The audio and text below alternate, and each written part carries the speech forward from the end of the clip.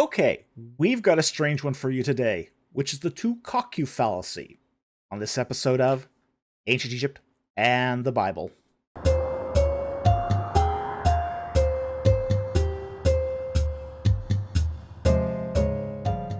Today we are going to discuss a fallacy that is often used almost invisibly in our culture, particularly when it comes to moral arguments or pronouncements, which is the quoque or hypocrisy fallacy.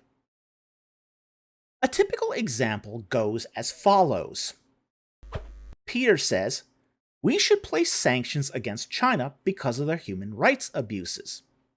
John replies, "America has had their own human rights abuses at Guantanamo Bay." The structure of the argument is that Peter in premise 1 makes an argument. Then John in premise 2 raises a point of hypocrisy against Peter as a potential reason not to listen to Peter. And usually the conclusion is inferred that the protasis of premise 1 is irrelevant or false, and person 1 is a hypocrite. Now, the problem with premise 2 is that it doesn't show a flaw in reasoning in premise 1. It is irrelevant to the truth status of the first premise. The quoque fallacy is a special variety of the ad hominem fallacy, and both the quoque and the ad hominem fallacies are fallacies of relevance. And we can see this clearly in another example. Jane says, "You shouldn't use crystal meth because it is highly addictive and will cause you to lose your teeth." Bob replies, "Didn't you just buy meth?" Now, Jane here is not wrong. Meth is highly addictive and will cause you to lose your teeth. And Bob doesn't refute the truth of what Jane has said. This is the logical problem of the quoque fallacy. It generally does not refute the argument in premise 1, but presents a diversion or red herring that is irrelevant to the argument.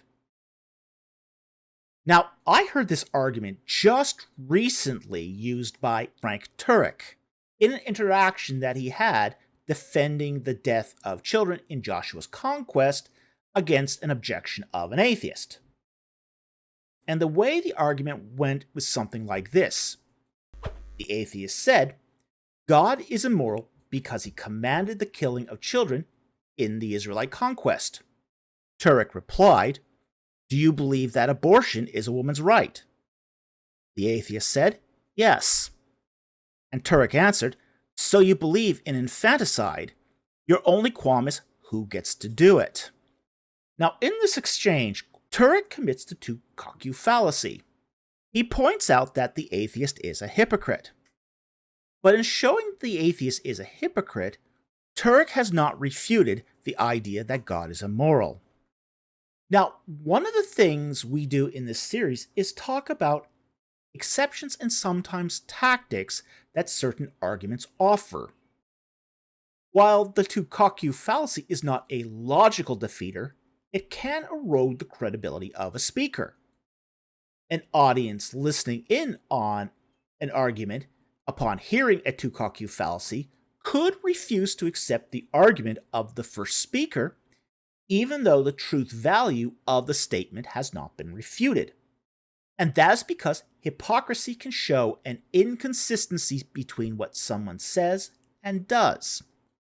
Now, there is an exception where a quoque argument is valid.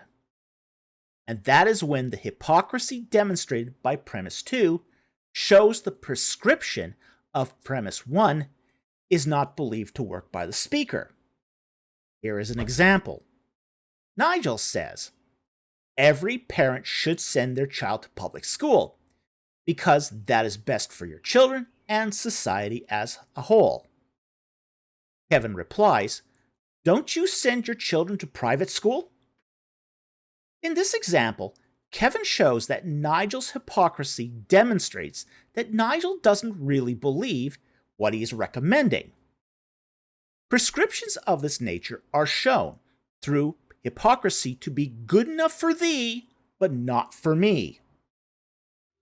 So, anyway, that covers the two Quoque fallacy and argument.